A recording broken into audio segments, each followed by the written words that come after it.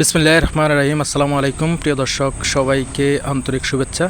গত কিছুদিন আগে আমরা এখানে কয়েকগুলা তেলাপিয়ার পোনা পালাইছিলাম। তো আমি যখন বাসা খাবার ফিডগুলা মারছি তখন মাছগুলা আসতেছে না, তো দেরি সহ্য হচ্ছে না বিদায় আমি গতকালকে সায়েদকে বলেছিলাম কিছু তেলাপিয়া আনার জন্য ইনশাল্লাহ। আর আলহামদুলিল্লাহ আজকে সায়েদ আমার জন্য তেলাপিয়াগুলো নিয়ে আসছে। প্রায় 17টা তেলাপিয়ার মতো, এখানে 11 কেজির মতো হবে মোটামুটি। এই তেলাপিয়াগুলো পালানো হয়েছে, এগুলোর পেটে বাচ্চা আছে।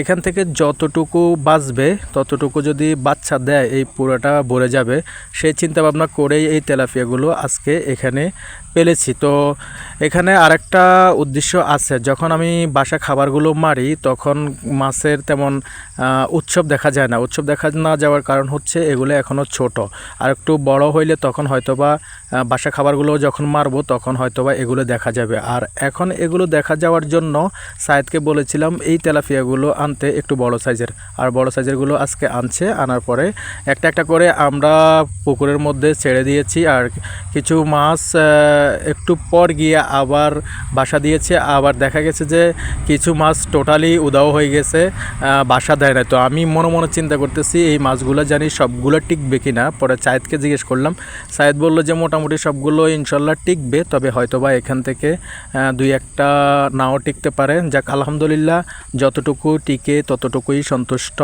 আর এগুলো যদি 17টার মধ্যে মোটামুটি 10টা টিকে আশা করি এখানে আর কোনো তেলাপিয়া পালানো লাগবে না। আল্লাহ হাফেজ, ভালো থাকবেন।